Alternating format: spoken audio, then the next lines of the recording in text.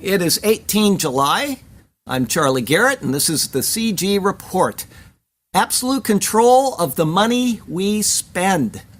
That and a lot of other things to go over on today's report.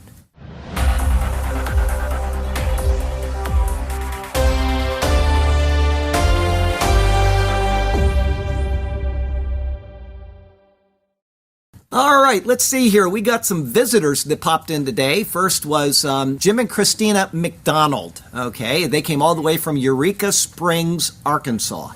And so they're driving through. They're only here for a short time today, and then they're going to be heading on out. She's originally from Sanford, Florida.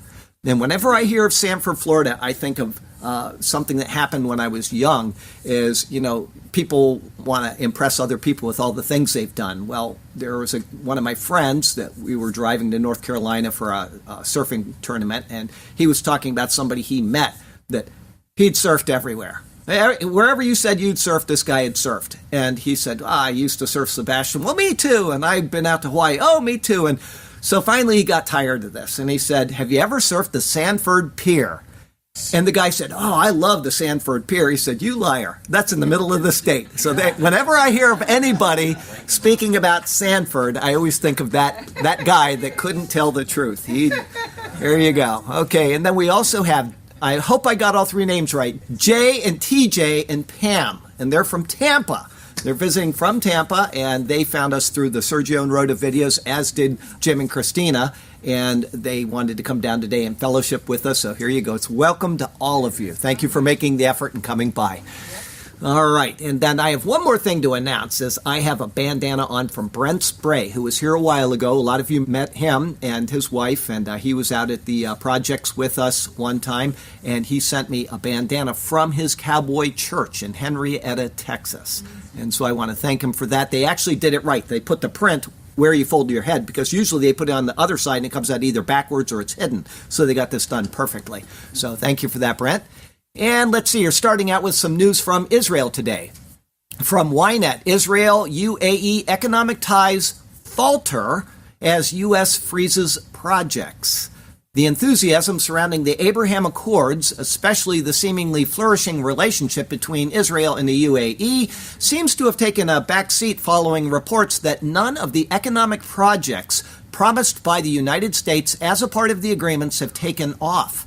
Okay, what's happening here is that our president made these Abraham Accords, and he promised them certain military weapons and, some infrastructure stuff and this and that, and our current administration is purposefully sabotaging that. Sure. They're purposefully sabotaging it because they do not like Donald Trump. This has nothing to do with the international state of affairs. They don't like Donald Trump, and they don't want his name to have any credit for anything in the future. So that's what's happening. Despite seemingly supporting the Accords, the Biden administration is reluctant to allocate a budget for the Abraham Fund. The fund is a $3 billion commitment by the United States to develop an initiative meant to promote regional economic cooperation in the Middle East as part of the agreements. The Biden administration is also yet to replace Rabbi Aryeh Lightstone, whom Trump selected to lead the Abraham Fund and who left his position in January. Israeli sources confirmed that an unnamed senior U.S. official confirmed the fund was indefinitely frozen. That's typical of the left in this nation. Yep. They're just a bunch of spoiled brats from the times of Israel. Israeli nanotech may use body's energy to generate power for pacemakers and more. New Israeli nanotechnology will harvest energy in the human body and turn it into electricity to power medical devices like pacemakers. In other words, you don't need any battery anymore. Your body will produce the energy for it. In the future, we'll make it possible for all sorts of medical devices in the body, including pacemakers, to run without batteries and instead use mechanical energy transformed to electricity in the body. It's exciting and will have real benefits for many people who currently need procedures every few years to remove their pacemaker and change the battery. This just won't be necessary. The nanomaterial, packaged in a very thin film, can harness any movement in the body, even the mechanical energy from the outside of veins as blood moves through them, and generate an electrical charge that can run devices. The idea of Piezoelectricity, accumulating electrical charge in solid materials, is not new, but until now, scientists have been unable to create materials that are both non-toxic, making them suitable for implantation in the body, and able to generate enough voltage to power devices.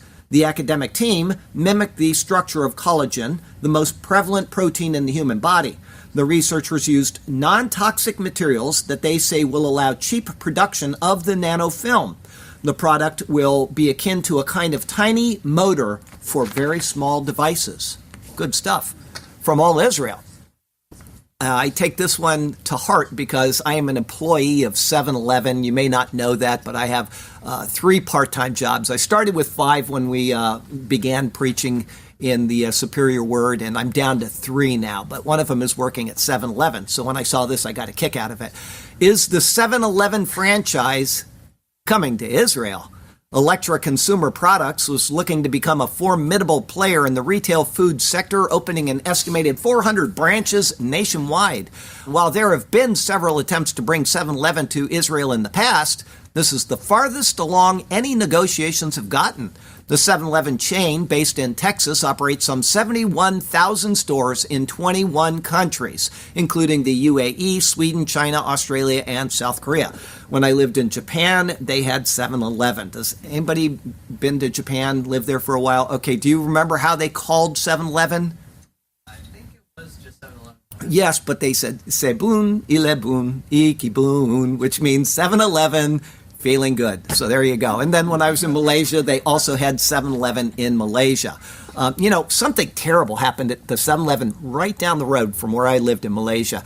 There are Indonesians that come to Malaysia like migrant workers, the same thing as we have the Mexicans that come and they do migrant jobs and then they go back. And these migrant workers were really looked down on in Malaysia. And one time, right down the road, there's my house, and then there's a police station, and then there's a 7-Eleven. And one day, a van full of Indonesians pulled up to 7-Eleven, and one of them got out of the van and held a knife to the person in the 7-Eleven, threatening him and saying, "Give me your money." And the cops happened to be right down the road. I mean, and they didn't know this, so the cops went, shot him, and shot all 9 people in the van. They do not take any nonsense in Malaysia. So do not commit crime if you go to Malaysia, please. Your passports are stamped right there.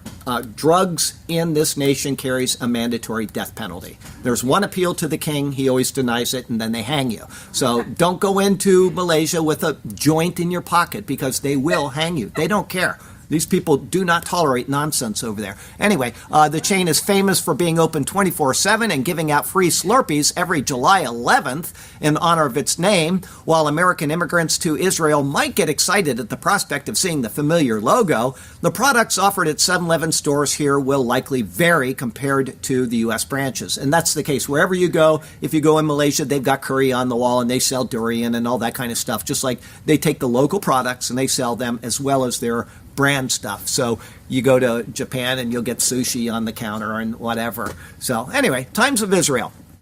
U.S. now to prioritize pushing Israel to stop demolishing terrorists' homes. This has been their policy in Israel for years.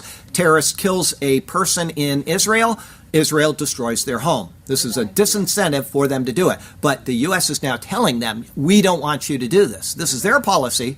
And so what does Israel say from Arutz Sheva? MK Handel, we won't cease demolishing terrorists' homes to placate the United States. Good job. All right, from Breitbart, Israeli victim's family slams Biden administration for siding with a Palestinian terrorist. The family of slain Israeli terror victim Yehuda Guetta is slamming Biden after the U.S. criticized Israel last week for demolishing the mansion of terrorist Muntasser Shalabi, a Palestinian terrorist who also holds U.S. citizenship. Doesn't matter if he's a U.S. citizen or not. He's a terrorist, and they destroyed his house, and they have a right to do that. Times of Israel.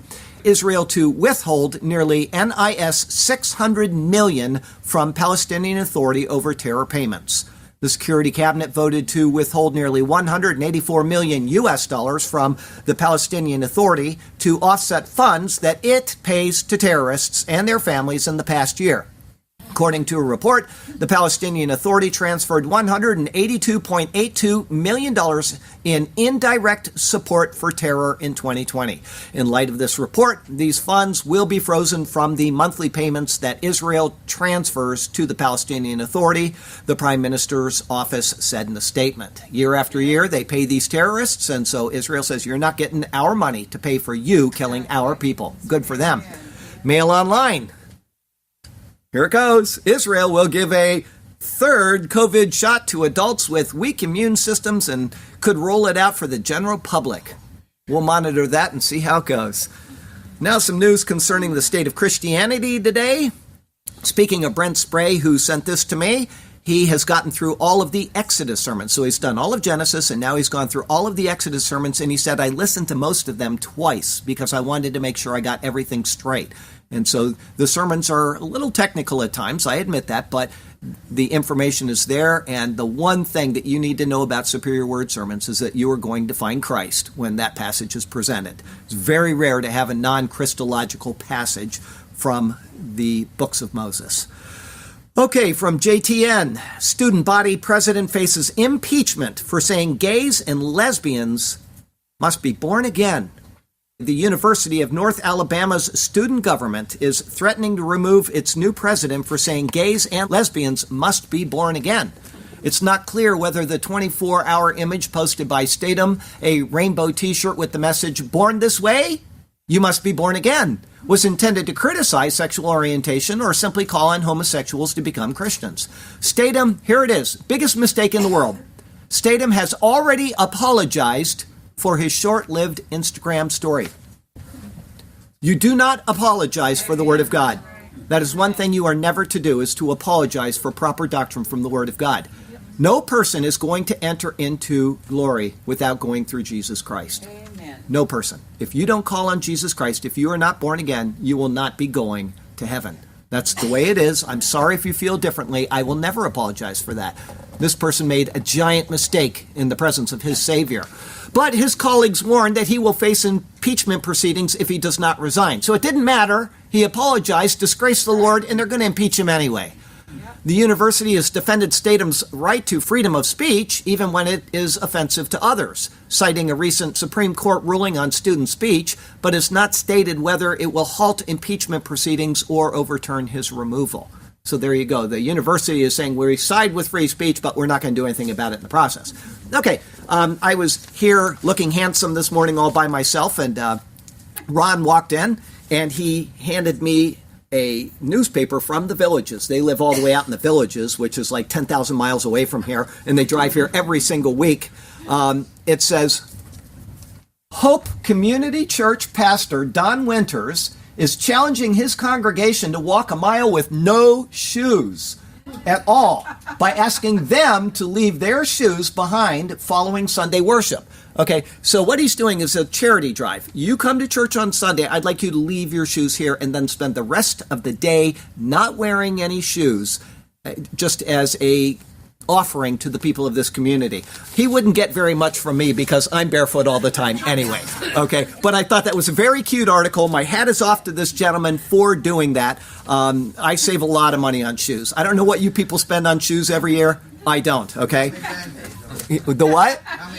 I don't use Band-Aids. I just bleed it out. Yeah, that's it. Okay. Let's see here.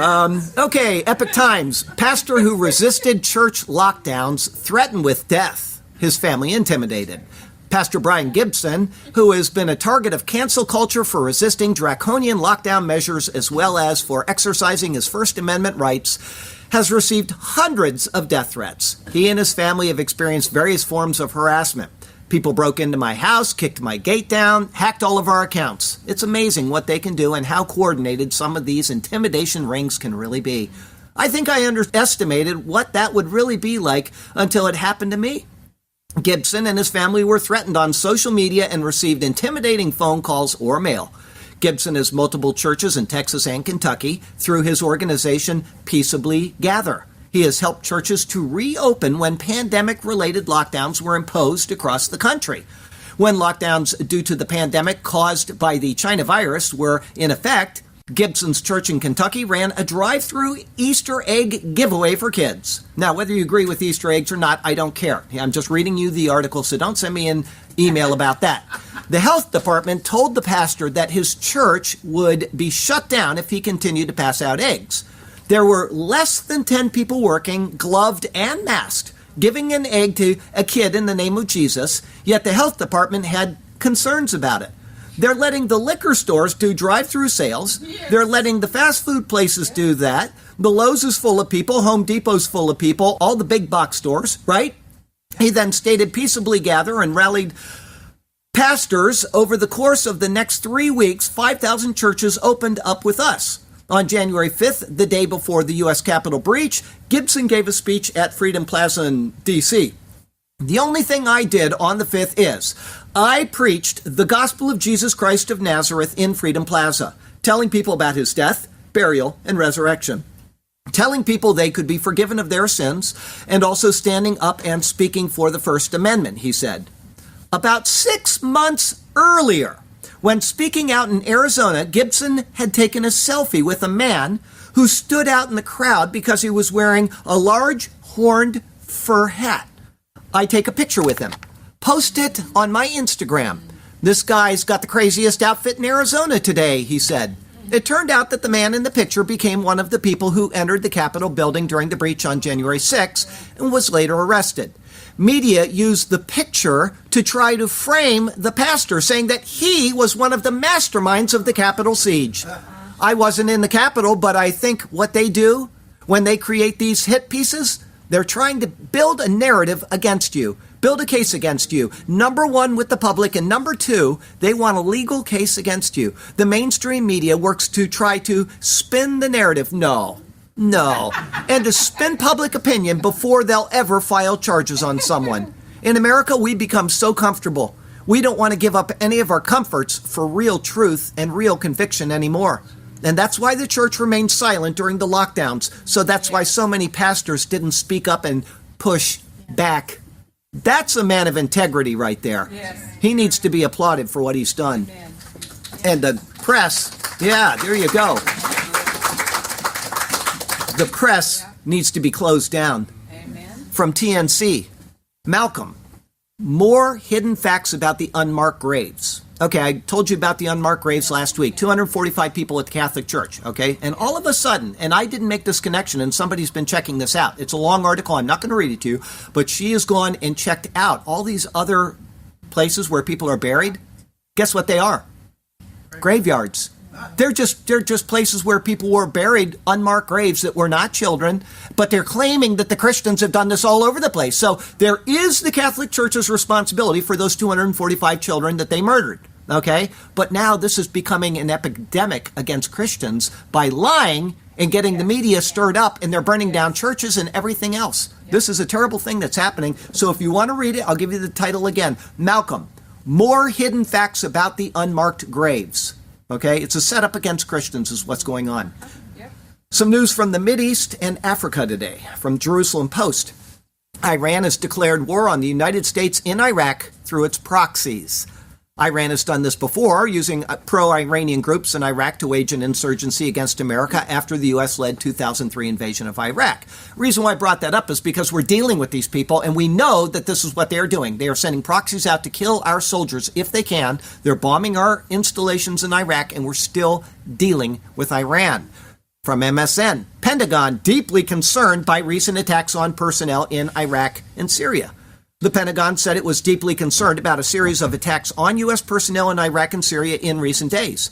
U.S. diplomats and troops in Iraq and Syria were targeted in 3 rocket and drone attacks on Wednesday alone, including at least 14 rockets hitting an Iraqi base hosting U.S. forces, wounding 2 American service members.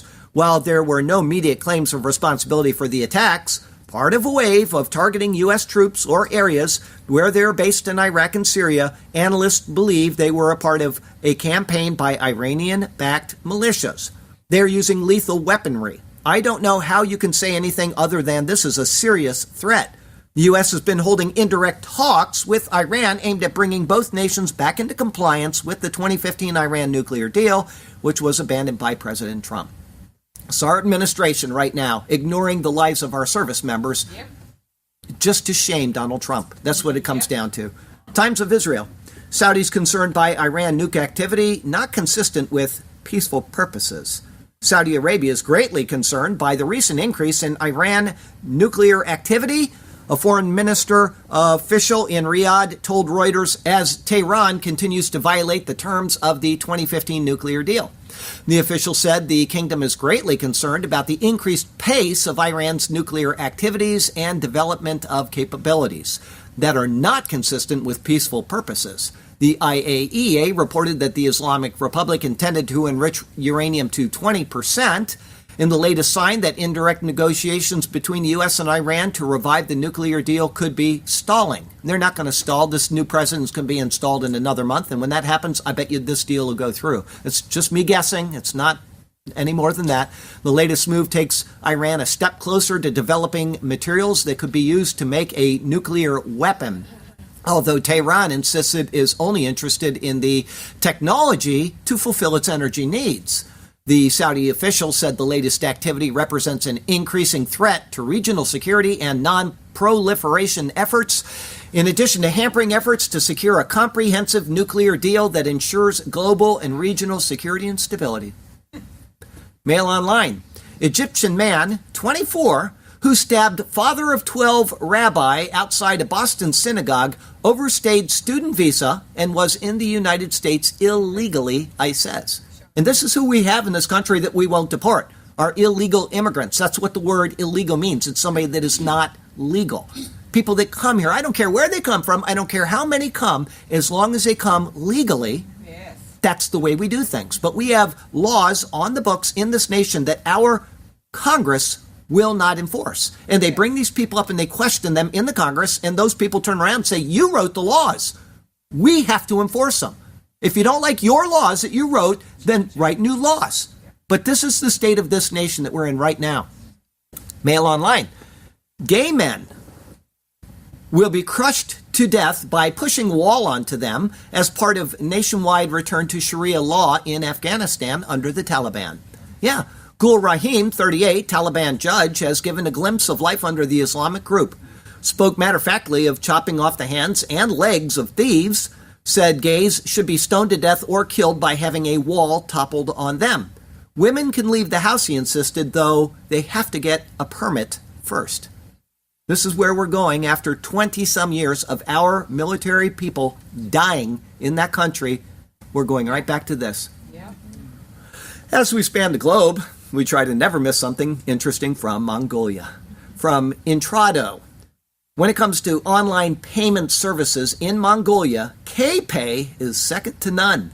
KPay relies on KhanCoin to help digital entrepreneurs to send and receive cross-border payments. KhanCoin is designed and developed based on Binance's BEP20 protocol, which means transaction fees on the network will be very low compared to other online payment services. Below are the reasons you should consider using KhanCoin for your cross-border transactions, including low transaction fees, fast transaction, and crypto payment. They're one of the quickest countries in the world getting into crypto, is Mongolia. Like a little test case out in the middle of nowhere. Amazing. All right. The book of Daniel prophesied that technology would increase in the end times. What's up in that regard? From Zero Hedge, did a Korean research team just find the holy grail of water desalination? A new nanofiber membrane developed by Yoon-Chul Woo and his team at Korea Institute of Civil Engineering and Building Technology appears to be stable in the long term for desalination. And it can be done in minutes. Membranes had been used in the past, but there is often a challenge in keeping them dry for long periods of time. When they become wet, their filtration characteristics become ineffective and large amounts of salt can pass through. Woo's team has created a membrane made of nanofibers that have been fabricated into a three-dimensional hierarchical structure by using a technology called electrospinning. This new membrane is said to be highly water repellent. Water from one side is heated and allows water vapor to pass through the membrane, which is then condensed on the other side. The process is called membrane distillation. Since the salt particles are not converted to the gaseous state, they are left on one side of the membrane, giving highly purified water on the other side. The researchers use silica aerogel in their membrane fabrication process. Upon testing the technology for 30 days continuously, they found the membrane filtered out 99.9% of salt without wetting problems. That's always been the problem, and they may have figured this out. Desalination is the obvious answer to the global issue of over 785 million people lacking clean drinking water. Up until now, scientists have been unable to figure out a quick, cost-efficient, and effective way to turn salt water into drinkable water. Good stuff. From Fox, new traffic cameras know you're buckled up. Okay, this is in Australia, but this is Big Brother at its best. Queensland, Australia, is deploying new traffic camera technology that can detect if a car's front seat occupants are buckled up or if a driver is using their cell phone. The technology recently completed a real-world evaluation of 4.8 million cars that detected 15,000 cell phone and 2,200 seatbelt infractions. The cameras use AI to analyze the images and forward potential violations to the authorities. They work in all weather and light conditions and can capture images from vehicles traveling up to 186 miles per hour. Well, my little pickup truck, if I put the tailgate down, I can do 192, so I will defeat that system. Official operation of the cameras will begin on July 26, with warnings issued through November 1st. After that, fines of approximately $300 for seatbelt violations and $750 for cell phone violations will be issued. The location of the mobile cameras will be kept secret and moved to different parts of the state so they can get you anytime, anywhere. It's a dangerous world, including the inevitable plagues the book of Revelation prophesies of. Let's see how that's developing. From Mail Online, Australian 34 got 4 COVID jabs, making him fully vaccinated with Pfizer and AstraZeneca as he boasts of antibody maxing. We'll keep an eye on that guy. Man dies week later. There you go. Zero heads. Australia's COVID outbreak worsens despite economy crippling lockdowns. Mail Online, getting a flu jab. Flu jab slashes the risk of being hospitalized with COVID by up to 60%, study finds. Now remember, last week we did Israel is at 64% efficacy. So getting a flu jab at 60%, what does that tell you? You're within the margin of error, folks. Mail Online, Biden admin has run out of ideas. No. In their vaccination drive, and is considering a plan to manage the U.S. with just 68% of Americans inoculated. So I think we should have shirts printed off that say, I'm a 32%er. Yes. Yes, yes. Yes. Zero hedge.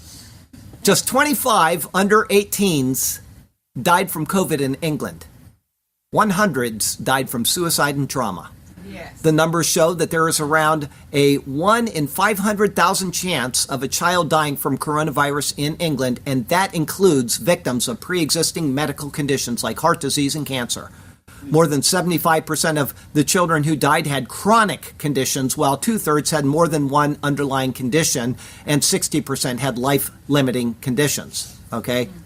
1 in 500,000, but all of those categories I just read are included, so you're probably up to anybody? During that same period, 124 children died from suicide and 268 died from trauma. Is it worth it? No. Zero hedge. I'm not answering it because I don't want to get banned. You can say whatever you want out there. Zero hedge. COVID-19 death toll in California County drops 22% after revision. They've gone around, they've started revising their numbers around the U.S. lately. Don't know if you... Yeah, it's true. The COVID-19 death toll in Santa Clara dropped by nearly a quarter after it refined its approach to reporting the data, according to KPIX5. Meanwhile, neighboring Alameda County conducted a similar review of deaths in early June, and their death toll dropped by 411 to 1,223 fatalities, or 25%. From the CDC, preparing for a hurricane. Do you know that they have guidelines for preparing for a hurricane on the CDC? Well, they do. Guess what their number one point is? Number one, Get a COVID vaccine as soon as you can. I'm not kidding. Right on the CDC website. Get a COVID vaccine as soon as you can. COVID-19 vaccines help protect you from getting sick or severely ill with COVID-19 and may also help protect people around you. Footnote, and they may keep you from getting hit by a hurricane. I mean, can you imagine this? It's a sickness. The state of morality is declining. Here's some news on that. Mail Online. What is happening to this country? Outrage erupts as Chicago announces it will provide free condoms to all public school children ages 10 and up. Elementary schools will receive 215 condoms initially from the Chicago Department of Public Health, while high schools will get 1,000. That's just their initial, I guess, a weekly thing they give them. I don't know. From the Daily Wire. The Biden admin announced a plan to expand tuition breaks for future teachers and remove GPA requirements for grant recipients in hopes of providing access to students of color. Can you imagine that? You're not smart enough. You're not smart enough. None of you are smart enough if you're black or if you're Asian or whatever. My wife is Asian, so I can say that. Hello, wife. You're not smart enough to pass, and so we're going to get rid of the requirements. This is, as I've said before, it's choosing the lowest common denominator and sticking with it. Instead of getting people to develop and promoting people to do their best and excel, they just pick the lowest common denominator, say, you are it, and that shows you who the racists are in this country. From the Daily Wire, Wisconsin School District provides sexually explicit books to third graders. Material teaches students how to use certain apps. I won't read that. Mail Online, Washington Post food writer sparks backlash by saying that calling foreign food exotic reinforces racism. I have exotic food every day of the week. My wife is the most exotic cooker I know on the planet, and then when we're not having her exotic food, we go to the Korean exotic restaurant, or we go to the Indian exotic restaurant, or we go to the Thai exotic restaurant, and we eat exotic food. And I'll keep saying that. Oh, these people are literally crazy. Yepper. Can I call your food exotic? I already did, because he's from India. Okay. Don't worry about What's that? it. It is exotic. It is exotic. He's Indian and he admits it. Good job. Okay, let's see here. Zero Hedge. Surprise. Women's rights groups urge Newsom, California governor, to end prison transgender mixing after numerous attacks and rapes. Shocking. The Women's Liberation Front, a bunch of lefties, I'll tell you that, has sent a letter to Governor Newsom accusing the state of violating the constitutional rights of incarcerated women by allowing men into their living quarters to prey on women. Now, I said that was going to happen a year or so ago, and here we are. Some other news from around the world. Okay, I'm going to say this. In case any of you go home and you want to see them, you can email me or just watch the update again. I am going to include only a couple wedding photos, because people asked, we watched your wedding, Charlie, but we couldn't see. You were so far away. We want to see you in a suit. So I've got one of those. You can see me in my suit with shoes on. And then I've got a picture. It is so wonderful, of my son just after they went under the Star Wars lightsabers. They're walking, and he took his new bride's hand and he raised it in victory, and the look on his face is so wonderful. I look at it, I almost cried. And there's a couple others that I'll throw in there as well. One of my beautiful wife looking so lovely in this dress. So I'll put a couple of those in there for you on the, this lady took hundreds and hundreds of photos. It took me like 7 hours to download with and this is one of these computers that can download a Netflix movie in 0.01 seconds. And it didn't take that long. But anyway, okay. Headline Wealth. Bank for International Settlements chief talks absolute control. The GM for the Bank of International Settlements, the central bank of central bankers, is planning for absolute control of the money we all spend. Augustine Carstens recently gave a talk entitled Cross-Border Payment, A Vision for the Future, in which he outlined the problem as central planners see it, as well as their solution. We don't know who's using a $100 bill today. And what right is it of them to know? Exactly. If you've earned your money, and if there's drug runners out there, which they use as an excuse, then catch them. It's not their right to know who spends money, but this is their thinking up at the top now. We don't know who's using a $100 bill today, and we don't know who's using a 1,000 peso bill today. The key difference with the CBDC is the central bank will have absolute control on the rules and regs that will determine the use of that expression of central bank liability, and also we will have the technology to enforce that. That's all his statement. Karsten views CBDC, central bank digital currency, as a tool for eliminating privacy and for central bankers to force citizens to use currency exactly when, where, and how they are told. Dozens of central banks around the world are working on CBDCs, including the Fed. The effort represents a major escalation in the war on cash. It is one thing to discourage people from using cash. It is something else entirely to introduce digital money, which gives bureaucrats the power to monitor and control the spending of everyone who adopts it. We can also expect plenty of assurances from people like Karsten's. They will promise to be fair and protect people's liberty. They will say the goal is to make central bank policy work better for everyone. They will also insist that they are trying to protect society from criminals, tax cheats, money launderers, and terrorists. The only question is whether the public will buy what the central bankers are selling. No, they won't, but they're going to get it anyway, because we're electing these people into office one after another, and we're allowing our freedoms to be stripped away. I paid for my Publix this morning with a $100 bill. Oh, now they know it. Oh. Anyway, I went in there and I gave it to her, and I always say, here's the black line of death for you, because they always take that pen and they run across it, and if it turns black, then you're a forger or something, and they arrest you. And anyway, so it turned yellow, and I was okay. But I say the same thing. If I ever hand in any big bill, like a 50 or 100, I always say, here's the black line of death for you, and they laugh. We get a little fun. Okay, Zero Hedge. New York hydropower plant mines Bitcoin because more profitable than selling electricity to the grid. This is starting to happen all over. This plant, I'll read more about it, but this plant is, instead of selling it to the people, they're selling it to Bitcoin miners, okay? Everybody see that? All right, we'll read it. Maybe you'll figure it out. With the push towards ESG-friendly Bitcoin mining operations, there's one historic hydroelectric plant near Albany using power generated from its massive water turbines to mine crypto. We think this is the oldest renewable energy facility in the world that's still running. Albany Engineering Corp. CEO told the Times-Union. He said the plant could actually make more money with Bitcoin than selling the electricity to the national grid. Albany Engineering Corp. Receives around 3 cents per kilowatt hour when it sells energy to the national grid. Mining Bitcoin makes about 3 times the amount of money.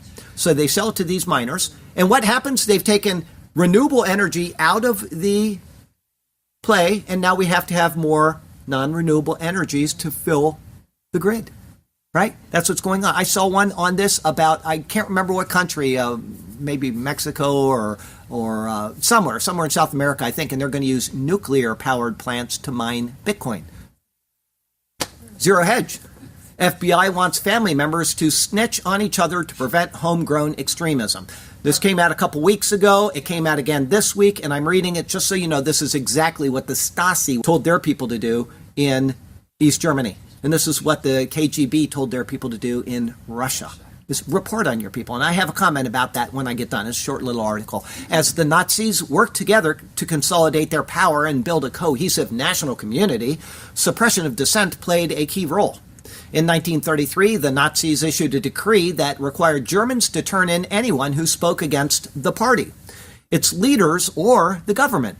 The FBI issued an ominous tweet on Sunday which encourages family members and peers to learn how to spot suspicious behaviors and report them to the FBI in the name of national security. Now, there's a problem with this. It's good to report things, and everybody knows that you're supposed to report crimes. Everybody knows that. But there's a problem with this, is because now people can take out their frustrations at somebody they don't like by doing this and ruin their lives. And this is what happened in those countries. Listen to the next article and just think of what I just said, but think of it from a different perspective. Same thing, but it's just a different way of doing it. From Yahoo. Woman deliberately runs 49 red lights in ex-boyfriend's car to rack up fines after he left her for another woman. Now that sounds funny, but what do you think she's going to do? What do you think she's going to do when she can report him for suspicious activity. If she's willing to do that to get her ex-boyfriend, this is the problem with doing that type of thing. You have now introduced communism directly into the society. Communist principles. Epic Times.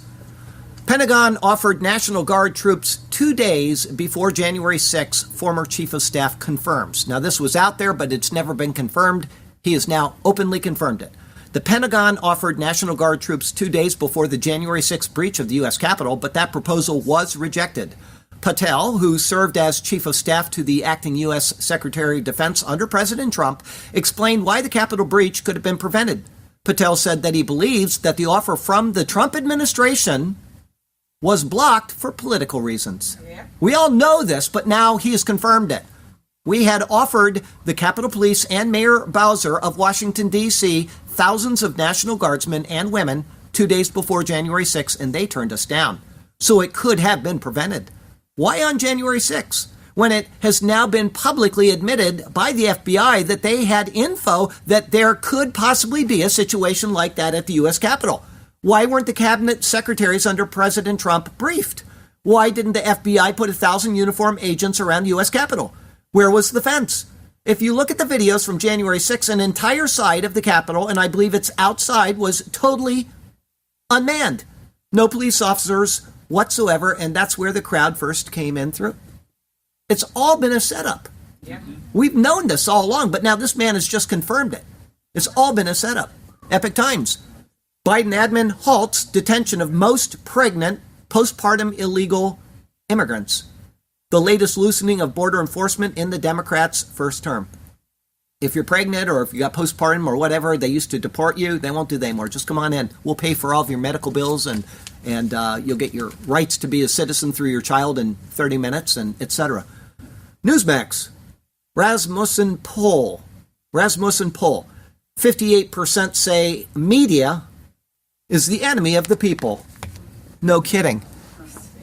The other 42% are out of their minds if they don't believe that. That's all I can say. Mail Online. Trump wins 70% of votes in CPAC straw poll for 2024 GOP nomination, with Florida Governor Ron DeSantis trailing behind at 21%. Trump is loved. Mail Online. British soldier cheats death after smashing through a roof and landing in California kitchen when his parachute failed to open during a 15,000-foot training jump. 15,000 feet out of an airplane on a halo dive. High altitude, low observable. They opened at the last minute and it did not open, and he lived. Incredibly, he only sustained minor injuries in the fall and has been treated in a hospital. Imagine that. Praise God. I hope he knows Jesus, because that's most people don't get that opportunity.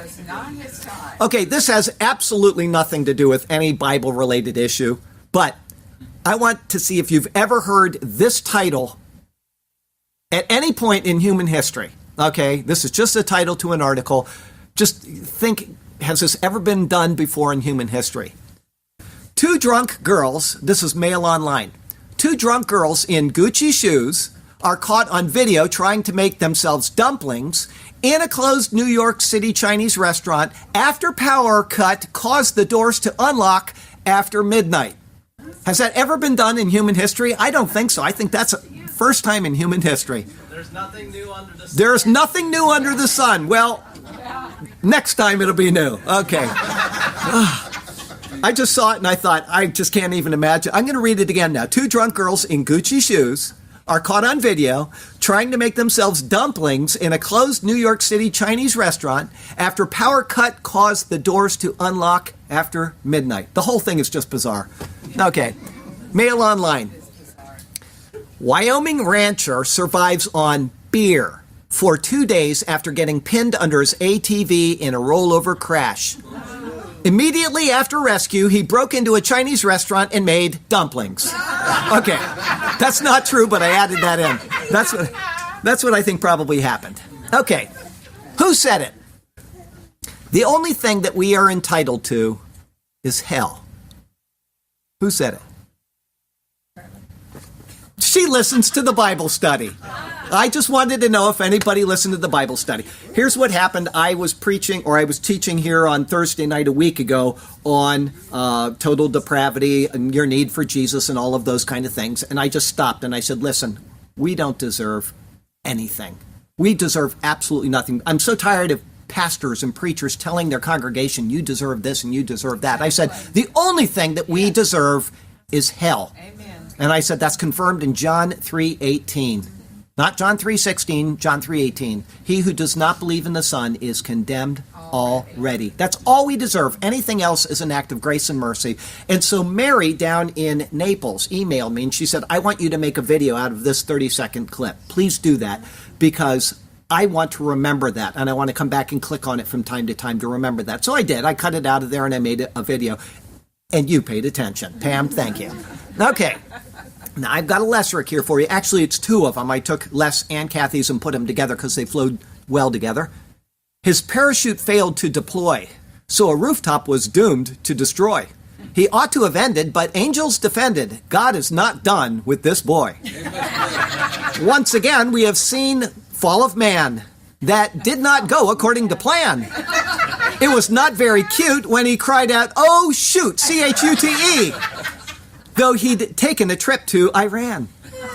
Very good. The oh shoot, I laughed so hard when I said C-H parachute, oh shoot. Okay, we got a bit of irony here for you today. The first one is really ironic. Zero Hedge, Cuomo. We know what he did last year. Cuomo vows to handle gun violence like he did COVID-19. Oh no!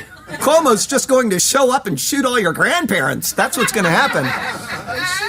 Okay, and then from WND, every racist Confederate statue that the House voted to remove from Congress is of a Democrat. Yes, such is the world in which we live. So from Sarasota, Florida to Ulaanbaatar, Mongolia, I'm Charlie Garrett. They're erasing history. That's what they're doing. And that is your CG report for the week.